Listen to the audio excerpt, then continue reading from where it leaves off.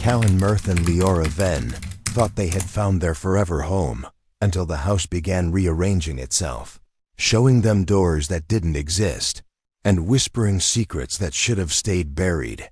Asterisk asterisk. Let me know if you'd like alternate versions of the hook, creepier, faster paced, or more mysterious. Callen Myrth had always been fascinated by things left behind. As a historian and collector of rare books, he found beauty in forgotten corners of the past. When he and his wife, Liora Venn, moved into the weathered Victorian home on Dagger Elm Lane, it felt like a dream. The house stood tall with its chipped paint and twisted vines, the kind of place that seemed to whisper stories if you listened hard enough. To Callen, it was perfect, untouched, undisturbed, and filled with layers of hidden history. But from the beginning, something felt off. The first sign came the morning after they unpacked. Callen walked into his study and found his collection of antique books completely rearranged.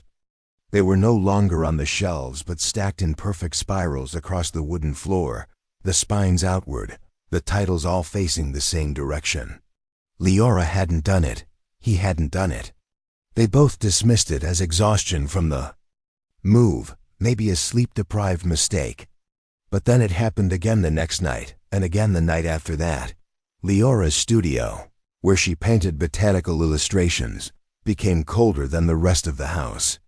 Even in the afternoons, sunlight seemed to avoid that room. Her plants, which she had carefully transported and cared for, began to wither. No matter how much she watered or moved them, they turned brittle and gray. When she tried replacing them with new ones, the results were the same. She started painting darker scenes without realizing it, plants with roots twisted like limbs, flowers with petals that resembled eyes. By the end of the first week, both of them had stopped sleeping well. They would wake up at odd hours, often, both standing in the hallway with no memory of leaving their bed. Once, Callen woke to find himself in the kitchen, staring at the sink full of running water. Another night, Liora found herself on the back porch in the rain, holding a garden spade. They began to whisper to each other about sleepwalking. Maybe stress was causing it. Maybe they just needed to settle in. But something deep in their stomachs told them it wasn't that simple. Their neighbor, Zaylin Creed, lived across the street, in a house that looked like it hadn't been touched in decades. Every evening, just as the sun dipped below the roofs, he would appear in his window. He never moved, never waved. He just stood and watched their home. At first, they laughed it off, but it became unsettling. The way he stared, the timing, as if he knew something they didn't. Then one morning, Callen noticed something else. A hairline crack running across the living room wall, one that hadn't been there before. When he pressed against it, the wall gave slightly, as if hollow behind the surface. He didn't mention it to Liora, not wanting to worry her. But over the next few days, the crack grew. And so did the feeling that the house was observing them, studying them just as Callen had studied the objects of the past. They began hearing noises at night. Not footsteps or creaks, but deliberate, rhythmic sounds like the tapping of fingernails on wood. Sometimes it came from the walls, sometimes from beneath the floorboards. One night, Liora heard it coming from inside the closet. When she opened it, there was nothing there but the sharp scent of iron. Despite everything, neither of them wanted to leave. It wasn't fear that held them there, it was fascination. A strange, inescapable pull. The house wasn't just old. It was alive in ways neither of them understood. It welcomed them in, but not as guests. It treated them like residents who had always been there, like it had been waiting for them. The final straw of that first chapter came when Liora, while dusting the upper hallway, noticed something that made her blood freeze. A small handprint on the inside of the window, pressed against the glass from the second floor, but it was on the outside of the pane. The only problem was, that window didn't open, and it was too high off the ground for anyone to reach from outside. She called Callen. He came quickly, But when they looked again, the print was gone. And the spiral of books had returned, larger. This time, reaching the door, Callen could no longer ignore what was happening in the house. The odd sounds, the sleepwalking, the changes in the air, none of it made sense. But nothing unsettled him as much as the door. It appeared on a quiet Thursday morning. Liora had gone to the garden, hoping to revive a few plants that hadn't yet turned to dust. Callen decided to clean the basement, something he had been putting off since the move. He carried down a flashlight, expecting the usual cluttered space dust, cobwebs, maybe a few forgotten boxes from the previous owner. But when he reached the bottom of the stairs, he stopped cold. There was a door that hadn't been there before. It stood at the far wall of the basement, slightly crooked, as though it had been forced into the space. The doorknob was rusted, and the frame didn't match the rest of the house.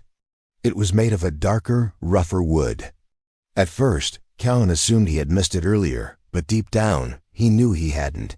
He walked toward it, flashlight shaking slightly in his hand. When he reached out to touch the knob, it was cold, much colder than anything else in the house. Almost like touching ice.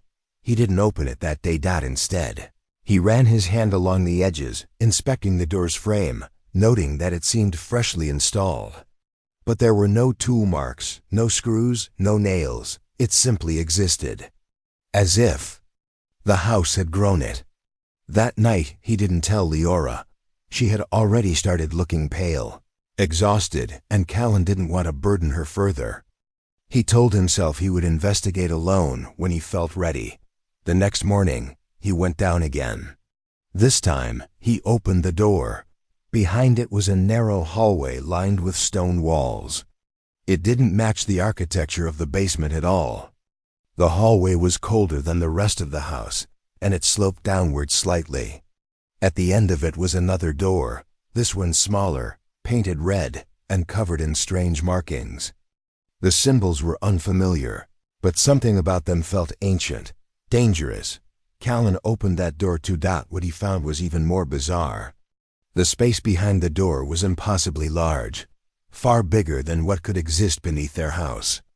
The room was circular, the walls covered in lines of dates written over and over again in the same shaky handwriting. The dates were not in order. Some were from decades ago. Some hadn't even happened yet. And each one had a word scribbled beneath it, returned. He backed out slowly, heart pounding. Something about the room felt wrong, like the air was heavier there. It pressed against his chest, made his thoughts blur. He closed both doors behind him and bolted them. Then he moved a cabinet in front of the basement door for good measure. But that night, the spiral of books reappeared again in his study, only this time, they formed a pattern he couldn't ignore. The same symbols from the red door, replicated in dusty covers and cracked spines. Liora had her own encounter. She woke up in the hallway again, but this time she wasn't alone. She had been holding something, an old photograph of a family. The image was black and white, faded, but clear enough to show a man, woman, and two children standing in front of their house. It wasn't their house, but the architecture looked familiar. Behind them, in a small detail easily missed, was the same red door Callen had found. She had never seen the photo before. She didn't know where it had come from. Callen and Liora finally sat down and shared everything. The books, the door, the hallway, the photo. They both realized the same thing. The house was changing, growing, rearranging itself. But not randomly. It was reacting to them, studying them. And now it was showing them things. They decided to record everything. Every sound, every movement, every shift. Callen bought notebooks and cameras. Liora started sketching what she saw. But neither could explain the door. And neither of them could understand why they kept dreaming about that red room with the walls of dates. Especially when they both began dreaming of the same date. It was next week. And beneath it, the same word, returned. Zaylin Creed had never liked the Myrth house. Even before Callen and Liora moved in, he had watched it with suspicion from his own dusty windows. People called him eccentric, a recluse, but Zalen saw things others didn't. He'd lived on Dagger Elm Lane for nearly 40 years and knew what had happened in that house before. Families who came cheerful, left broken, or never left at all. So when the new couple arrived, he kept his eyes open. At first, everything seemed typical, a little renovation here, some gardening there. But after a few weeks, he began noticing the signs again. The porch light flickered at odd hours. The silhouettes in the upstairs windows moved long after midnight. And then, on one particular night, he heard it a scream. It happened at 3:14 a.m. sharp. A high-pitched, piercing scream that cut through the quiet of the street. Zalen sat upright in bed and looked out his window. The Myrth house looked perfectly still, no lights, no movement. But he knew what he'd heard. Shaking, he picked up the phone and called the police. He didn't expect much. They'd ignored him before. Still, he couldn't do nothing. Deputy Rourke Hensley arrived 10 minutes later. It was still dark, but the air felt unusually heavy. He walked up to the Myrth house, flashlight in hand, and knocked.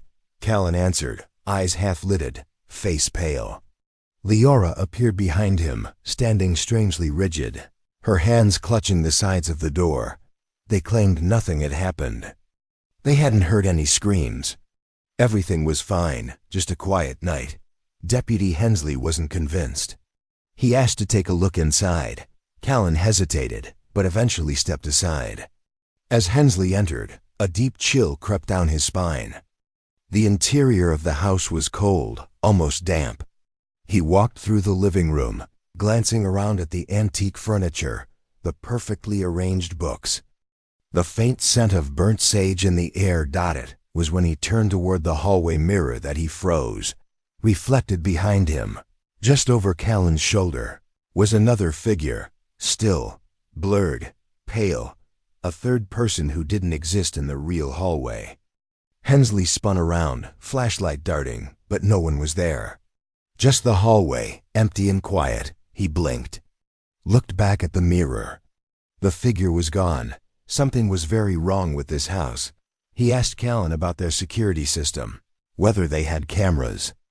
Callen said they had been knocked offline during the last thunderstorm. When Hensley offered to file a formal report, Callen declined, said they were fine, just tired. Liora didn't speak at all. She simply stood still, her eyes never leaving. The floor. The deputy left uneasy. Back at his vehicle, he looked at the house again. One of the upstairs windows was now lit, just a faint, pulsing glow. He hadn't noticed it earlier. In the window, a silhouette stood, unmoving. Not Callen. Not Liora.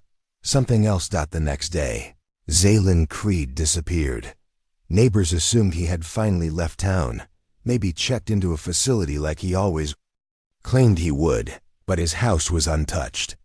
His front door still locked from the inside. His tea kettle, cold and half full, sat on the stove. His phone was still on the counter, battery dead. No bags were packed, no signs of a struggle. Just absence, as if he had been erased. Hazel Thorne, the local journalist, got wind of it and began connecting the dots. She remembered covering a strange disappearance 15 years earlier, a family that lived in the same house as the Myrths. Same reports of odd noises, same late-night sightings, and yes, the same scream. The final 911 call had come in at exactly 3:14 a.m. Hazel requested access to police records and combed through witness statements. All of them mentioned that time. All of them described a scream that couldn't be explained. But what unsettled her most was a photo she found in one of the old reports, a black and white image taken by a former neighbor. In the window of the house, barely visible, was a figure staring out. She zoomed in. The face was distorted, but familiar. It looked exactly like Zalen Creed, decades before he was even born. Hazel Thorne couldn't let it go. After finding the photograph with Zaylen Creed's face, appearing decades before his time, something inside her shifted. She had been a journalist for over 10 years, but never had a story consumed her like this. The deeper she dug, the more tangled the history of the Myrth house became. The local archives held fragments of the truth scraps of newspaper clippings, police reports half-filled and hastily closed, and witness testimonies that always seemed to trail off into silence. She discovered that the house on Dagger Elm Lane had been sold only a handful of times in the past century. Each sale followed a tragedy. Families disappeared, children vanished, couples died under mysterious circumstances, yet no charges had ever been filed. No suspects were ever named. The records were full of strange notations, incomplete sentences, and in several cases, entire files had been marked confidential and removed altogether. Hazel became obsessed. She contacted local historians, real estate agents, even former officers who had worked in the area decades earlier. One man, long retired, remembered the house.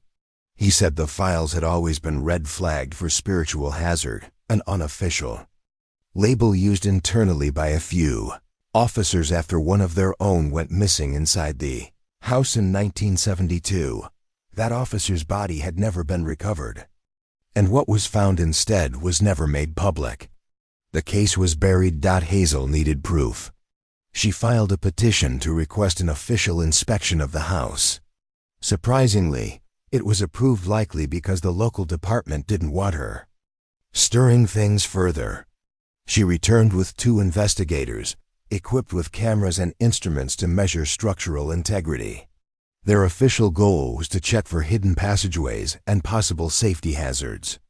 But Hazel had her own reason. She wanted to see the door. They started in the basement. Callen and Liora were gone, no one knew where. The front door had been unlocked. Inside, everything was exactly as it had been during the deputy's visit books. Neatly stacked in spirals, mirrors polished, and silence hanging like a heavy curtain. In the basement, Hazel led the team straight to the wall where Callen had found the mysterious door. To the others, it was nothing but a blank wall. But when Hazel pressed her hand against the stone, it gave way slightly. A soft groan echoed through the space. Then, without warning, the outline of a door revealed itself in the dust. The inspectors watched in stunned silence as Hazel carefully pushed it open. Behind it was the same narrow hallway Callen had once described in his notes. It sloped downward and led to another red door. The air was ice cold, heavy with something ancient. The smell was metallic, like rust and whetstone. The inspectors hesitated. Hazel pushed forward. Inside the red door was a room unlike anything any of them had expected. It was circular and lined from floor to ceiling with layers of old wallpaper, each patterned with symbols. Peeling back one corner revealed more wallpaper beneath it, as if hundreds of layers had been stacked, each older than the last. On the floor sat an object wrapped in cloth, damp, heavy. Hazel unwrapped it. It was a woman's dress. Faded green, delicate fabric, but stained deeply with blood. Pinned to the wall above it was a photograph, black and white, of a woman who looked eerily similar to Liora Venn. Her eyes were closed, her arms at her side. On the back of the photo, scribbled in red ink, was one word: return. As the team stood stunned, one of the inspectors stepped backward and hit something solid. He looked up. The wall had closed. The door was gone. They were sealed in. But just as panic began to rise, the red door creaked open again by itself. They ran. Outside, Hazel made calls. She submitted her report, filed her article, included everything she had discovered. The story went live the next morning and began to spread quickly until within hours it disappeared. Wiped clean from every site. Her credentials were revoked. Her account locked, and a letter arrived at her office without postage. It contained no return address. Inside was a single sheet of paper. Typed in bold letters, it read, "Some doors should never be opened." 2 weeks after Hazel's failed expose, the Myrth house stood in eerie silence. Neighbors noticed the curtains never moved. No lights turned on at night. No one saw Callen or Liora leave or return. Packages stacked up on the front porch. Untouched, the mailbox overflowed. Eventually, a wellness check was ordered. When authorities entered, they were met with a scene frozen in time. Plates of food sat on the dining table, one meal half-eaten. Leora's painting brushes were dipped in dried pigment. Callen's journal lay open on the desk, the ink still fresh. But the house was empty. No signs of struggle, no signs of packing. It was as if they had simply vanished in the middle of their lives. All that remained were strange details, books rearranged into patterns no one could decipher, cold drafts in sealed rooms, and a strong metallic scent that permeated the air. On the last page of Callen's journal was a short, unsettling message. "We finally understand. The house isn't haunted, it's hungry." The investigation that followed yielded nothing. No evidence, no clues. The authorities quietly filed it as a missing persons case and walked away. No one wanted to spend more time in that house than necessary. But then, the unthinkable happened. Zaylen Creed returned. He was found barefoot and dehydrated in a forest nearly 30 miles away. A couple hiking off trail discovered him crouched beneath a fallen tree, muttering incoherently. His face was gaunt, his fingernails broken and caked with dirt. At the hospital, doctors were baffled. He had no wounds, no bruises, no memory of how he got there. But one phrase echoed from his lips again and again: returned, returned, returned.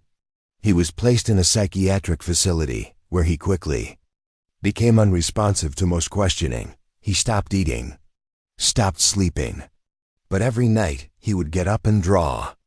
On walls, on furniture, on his bedsheets, always the same thing: the house on Dagger Elm Lane. And each drawing showed it differently. In some, it was crumbling. In others, it was alive, growing roots into the earth, windows like eyes. And always, there were doors, dozens of them, each in a different place. Hazel, shaken but unwilling to stop, attempted to visit Zaylen. After pulling some strings, she got a brief supervised meeting. Zaylen didn't look up when she entered. He simply handed her a folded page. On it was a new drawing. The house again, but this time, it was split down the middle. One side rotted and decayed. The other side glowing, almost like fire burned inside. At the bottom, he had written, "She's still inside." Hazel knew he meant Liora. Unable to resist, she returned to the house alone. She didn't tell anyone. She simply walked up the porch steps and opened the unlocked door. The air was thick and unmoving. As she stepped inside, the temperature dropped. The walls felt tighter, closer. The spiral of books had returned in the living room, now much larger, reaching from the fireplace to the staircase. The basement door was wide open. Hazel walked down slowly, gripping her flashlight. The moment her foot touched the bottom step, the light flickered. She moved through the basement and found the hidden door had returned, slightly ajar. Without hesitation, she entered the passageway. The red door waited at the end. She opened it. Inside, the room had changed again. Now there were mirrors lining the circular walls, and in each one, Hazel saw something different: rooms from the house, scenes from the past, people she didn't know. But in the center of the room stood Liora, her back turned, motionless. Hazel called out, but no sound came from her mouth. Liora turned slowly, eyes hollow, face blank. Her lips parted, but the voice that emerged wasn't hers. It echoed from the walls, deep and layered, as if 100 voices spoke in unison. "You opened the door." The mirrors shattered. Hazel's scream was never heard. Weeks later, a new family moved into the home on Dagger Elm Lane, unaware of the history sealed within its walls. The listing had been sanitized, the record scrubbed. Nothing remained of the Myrths, of Hazel, of Zaylen's warnings. except for one lingering detail. In the basement, behind the furnace, a new door had appeared, smaller than the others. Painted black, and beneath the doorknob, in perfect handwriting, "Returned.